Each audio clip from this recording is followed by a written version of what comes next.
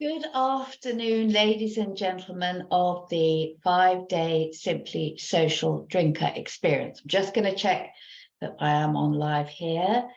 My phone. I am. Excellent. So it's the final day. I've really enjoyed this 5-day experience, the point of which was to show you clearly through my trainings the difference between a problem drinker and a simply social drinker, and how to become a simply social drinker with grace and ease. You don't change through stress and struggle. Your drinking is your stress and struggle. And when you apply more stress and struggle to trying to change it, it just gets worse. It gets harder to change. You become more confused, more defeated, you feel weaker and a failure, all of which negative emotions take you closer and closer to drinking rather than further and further from it. So I'm going to do a quick recap over the last 4 days, and I'm going to bring it all together with the secret to changing your drinking and the 4-step process that I want you to use every single time you start to feel your old drinking thinking coming up. In this 5 days, you have had, or you will have at the end of this, have every piece of information that you need to know. I take a very minimalist approach to change. So I'm just checking my message. I take a very minimalist approach to change. I understand the steps that you need to take, and I give you those, and I let go of any adding extra ones, because we want to make this short, quick, sweet, sustainable. So day 1, I talked you through the truth about your drinking.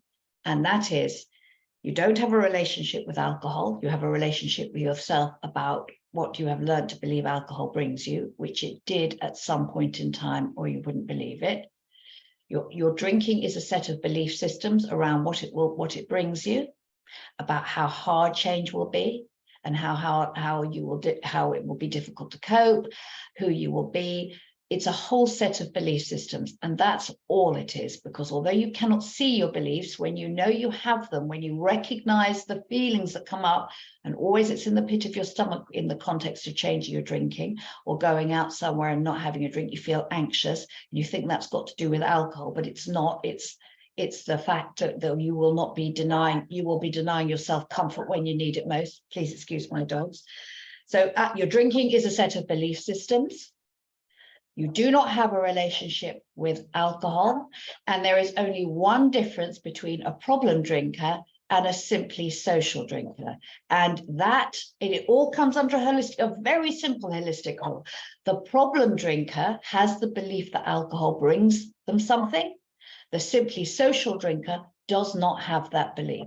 The problem drinker worries about how they will cope, how they will feel without alcohol, where they will deliver comfort. The simply social drinker doesn't. And the beliefs that you hold around alcohol bringing you something all come under the umbrella of comfort, whether it's peace, relaxation, calm, de-stressing, numbing out, blocking out. All of those are feeling better than you are feeling in the moment when the desire for alcohol is stronger. So that was day 1. Day 2, we talked about your wine witch, about the voices in your head that come up when you go into that struggle with yourself around alcohol. Alcohol does not fight with you. Alcohol does not speak to you. It doesn't beg you. It doesn't do anything. It just sits in the bottle. You have a relationship with yourself. And that relationship shows up in the conflict you have in your own mind about whether to drink or not that night. And the conflict is, we call it our wine witch, our angel and the devil on our shoulders, whatever. Your wine witch is there to try to encourage you to go to what you currently believe in intention, not result, brings you comfort. So you wake up in the morning and you make that decision, I'm not going to drink tonight. And you never do that from a place of pride and joy. You do it from a place of, oh my God, I've done it again. Oh my God. Don't do that. Who did I speak to? What did I say? Feel rubbish, whatever. And you make a decision you're not going to drink. And as the day goes on, and you still have that feeling of being a bit fed up, a bit low, needing in comfort, and you start to feel that sense of discomfort, your voice starts to say, remember, your thinking voice, remember, you're not going to drink tonight. Don't do it. Don't do that. You know what will happen. And out of nowhere, it doesn't come out of nowhere, you get this conflicting voice, which is kinder and gentler, of it'll be different tonight. Just the one. It's not as bad as you think. Other people do it. And that voice gets stronger but kinder the more you pull yourself apart, because it's trying to pull you towards what you have learned to represent is comfort, and that is alcohol.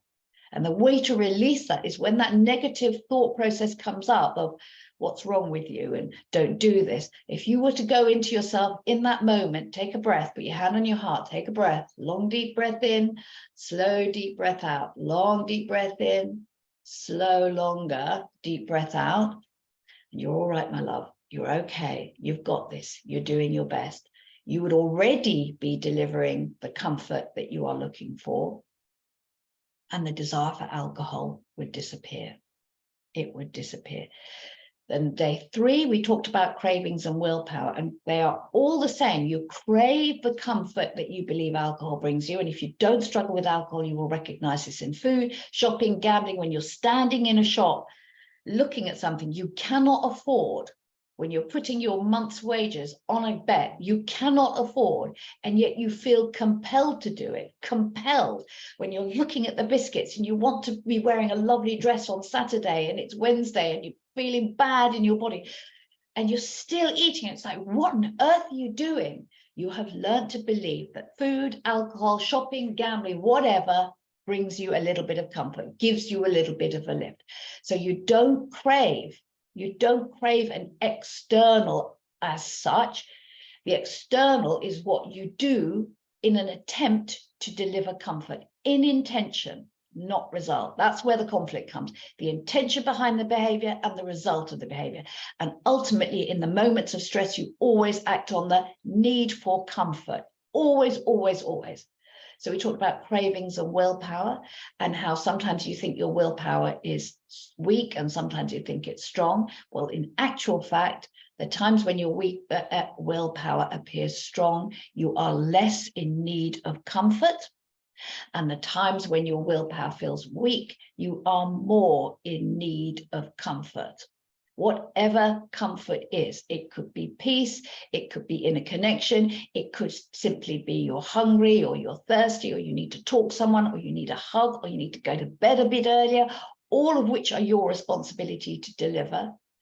Cravings and willpower always show up together. You never have strong willpower on a day when you have cravings. You only have what you perceive to be strong willpower when you don't have cravings, when you don't have cravings for comfort, or when your cravings for comfort are less.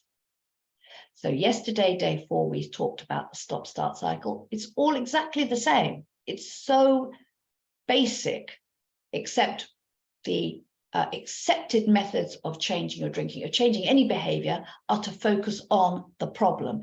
The problem of your drinking is not your drinking. It's become it. It's what you see. In the same way as food, when you've got the body you hate and stuff, or you're spending or whatever, you're out, or you're hoarding or whatever. They are the problem that people see, that you see, but they are in intention the solution to the lack of comfort, connection you have within yourself at any time. So your stop-start cycle is exactly the same. The feelings you have when you are not doing your problem, your drinking in this instance, are great. You feel better, you feel proud, you feel happier, you feel more at peace with yourself. Your kids are looking at you in trust. You're not saying stupid things to your partner. You're getting up on time, you're productive, you're working well. Everything in life is better, everything. And you feel great. And then something happens and you don't feel quite so great. And instead of looking at what's changing, why am I feeling like this? What's changing? You start to panic, you start to stress, because alcohol comes back into your mind, or food as your method of comfort, and you start to feel lower. And that can even be as little as a poorer night's sleep or a couple of poor nights sleep where you just don't have that much energy. And when you are on a stop, when you're on a stop part of your cycle, on the good times, it takes no energy. And on the tired times, it takes energy when you need it most. And you slip back into your old pattern. You think it's alcohol, you think it's food, you think you're weak, you think that your problem is the problem. Well, the problem actually is that you started to need your comfort more. And in the absence of knowing and understanding yourself, you have slipped back into an old pattern of behavior. Now, patterns of behavior are not hard to break. You don't even need to break them. You just need to interrupt them. I'm going to give you my 4-step process for any pattern interrupt at the end of this. So today I am bringing it all together for you. As you can see, it's not long, it's not complex, it's not all sorts of different things here, there, and everywhere that you have to, okay, I need to remember this. Oh, okay, I need to remember that. You need to remember that the only thing you need to remember is that when your desire for drinking is stronger, you've gone into a voice battle in your head that's pulling you apart, that's taking you further from comfort, and you drink. That's it, that's all. That's it, that's all. You drink to deliver a comfort that you need to relearn how to deliver to yourself. You need to learn, you've just lost sight of it. You've learned to believe and rely on alcohol with the intention of it making you feel better. And it is a powerful drug, and it does have an instant hit, and it is a quickest way to give you a little bit of a lift. It is also the quickest way to wreck your health, your happiness, your children's life, your marriages, your work. So you have to take a step back from our instant gratification, which doesn't gratify, and look at what we actually need to do, how we need to be, in fact, that allows that to let go, allows you to let go of that. So now you actually have the process. You have the process of what's going on in your inner world that takes you to drinking. So what is the secret?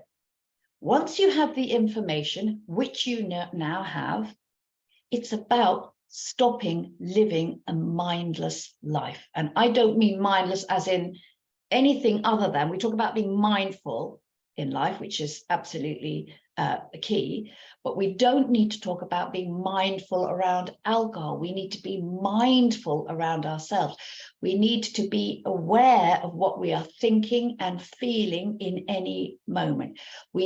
Any moment that we need to be. There are many, many moments in life where we don't need to be aware because what we're feeling is good. What we're feeling is peaceful. What we're feeling is happy. What we're feeling is safe. What we're feeling is confident. And even if you're not a terribly confident person, there are still moments of happiness, of joy, of peace, of love. And I tell you something about being mindful. You can be walking somewhere. This very much applies to me and to a lot of the clients I work with. I can be walking somewhere, and I can even be in a bit of a down, I can even be in a bit of a down moment. And I can see something like a deer will run across in front of me, or something unexpected, something beautiful and unexpected, or a butterfly, and it immediately snaps me out of my mindless thinking, my stress and struggle, and into the moment of, oh my God, how wonderful. That's when we're mindful, when we're aware. And in the context of changing your drinking, it is crucial and the secret, and is easy, to stop, to start to check in with yourself, to gentle, self-loving, self-compassionate inquiry. What am I thinking right now? What am I feeling right now? What do I need right now? And this is where my 4-step process is so powerful. When you don't do that and you start to feel your discomfort, you go onto mindless autopilot. Rather than stopping, pausing, checking in with yourself, you just turn to alcohol. That's a choice. Now that you know what you know, that's a choice. Before you knew what I've taught you over the last 5 days, what I've given you the insight into, you probably didn't have a choice. In the same way, in all my 28 years of drinking struggle, my focus on changing my drinking was absolutely focused on limiting, controlling, avoiding alcohol, setting rules, boundaries, high ones. Without the awareness of why I was doing it, that I'd learned to represent it as comfort, I was actually trying to control, limit, put boundaries, high ones, around what my only form of comfort at that time. in intention, there's a big difference between intention and result.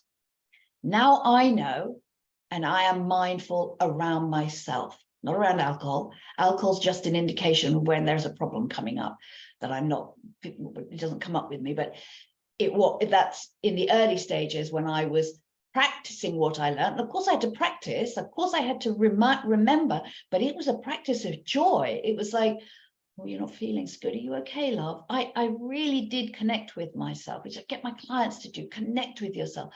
What are you looking for? What are you feeling right now, darling? I used to go into the toilets in places where I had formerly drunk and didn't know how to, was unsure, was vulnerable. And I used to put my arms around myself like this. I'm not, I'm hugging myself. You okay, darling? You okay, darling? I bring myself back into me, not into vodka, not into wine, back into me. Take myself back in. You're okay. You're okay. That's comfort. And the greatest comfort we get is not from anyone, our children, our pets, our loved ones. They are a huge comfort to us. Of course they are, but that's not the comfort that changes your drinking. The love of your children has not changed your drinking. The love of your partner has not changed your drinking. Your fear of losing them hasn't changed it. Your fear of losing, your life hasn't changed it. Fear never changes anything. Comfort does. The love that someone gives to us is wonderful and miraculous. The love we create within us, about us, is what transforms our life, which is what allows us to be bold and fearless and brave and try new things and do new things. Because of that, it's like an internal armor, which is soft and loving. The external love is like a duvet you wrap yourself. It's beautiful, of course it is, but it doesn't change you. It doesn't change the way you drink. It doesn't change the way you react when you're stressed or low. And it's not someone else's job to do that anyway, it's yours. So being mindful of your thoughts and your feelings and using my 4-step process, not going into, I don't know. You always know, my love. You always know. You haven't asked yourself, but you always know. You don't feel bad and you don't know why. You're thinking something that's making you feel that way. So it's your responsibility. Okay, I don't like the way I'm feeling. I always put my hand on my heart, give myself a rub. I don't like it. How do I want to feel instead? Then I want to feel happy. I want to feel peace. I want to feel joy. And I take conscious responsibility for taking a couple of deep breaths and moving my thoughts to happiness, to peace, to joy. Only I can do that. Only you can do that. And it is a work, if you like. It's not a work. It's a practice. It's a practice, but it's a practice that will change your life. It's a practice that will allow you to let go of the belief that alcohol brings you something. When you consistently show yourself something else, the belief can't exist. It's got to have evidence. It's got to have evidence. Otherwise, it can't exist. If you can, but we don't focus on that. If you can not drink for a month, you don't focus on that when you're in your struggle. You focus on when you didn't. It's so important you focus. So it's about the secret to change your drinking is to have new information, which you have, and to be mindful about it. And there is a process of being mindful. It's a process of choice. Be mindful of how you are thinking and feeling at any given time, and not going down the road of, oh my God, alcohol, but what do I need right now? What do I need right now? So here's the process. It's so simple. You recall what you learned in these last 4 days, 5 days. You recall what you've learned. You recall what's worked. You recall who you want to be. You recall not who you don't want to be. Park that. I don't want to be drinking. I don't want to park that. You recall what you've learned. It's my form of comfort. It's the voices in my head are mine. I am craving comfort. It's not much to learn. In fact, you reflect on it. You reflect on what you've learned. And you let the feelings, because you act on what you feel, you let them settle in you. Okay, this is what I've learned. The recalling and the reflecting automatically bring the third one, which is resetting. You go out stress and struggle, and you're like, I've recalled that, I remembered it. That resets you. Take a couple of deep breaths. As you feel that reset, as you feel the calm coming over you, as you feel the peace coming over you, as you feel the confidence coming over you, as you feel that, okay, I know what to do next. And then you react. And then you react. So it's it's recall, reflect, reset, react. That's it. Recall, reflect, reset, react. That's it. And you do that over and over again. You stop this mindless autopilot that you've learned. You learned it. It didn't come with you. Your drinking isn't part of you. If it was part of you, it wouldn't cause you pain. Your drinking is your struggle and your stress. There is no solutions to your drinking in your drinking. Your drinking is the solution to your lack of connection, comfort of yourself. So please, please stop looking at alcohol when you want to change your drinking, and start looking at yourself, how you are thinking, feeling, being in any moment without any judgment, and recall, reflect, reset, react. That's it. The secret to changing your drinking. So, is there any questions here? Let me just have a quick look on my phone. Oh, today's in now. They've turned the. Okay. So, thank you for watching this. Again, this is short and sweet. Changing your drinking isn't hard. It is not long and it is not complex. It takes you practicing what you've learned. I've told you everything you need to learn. Practicing it, building your confidence, and moving forward with grace and ease. I very much hope you've enjoyed this experience. I have loved delivering it. I am setting up a new Simply Social Drinker group program. I've had one in the past. This is a new one with all my processes, all my practices.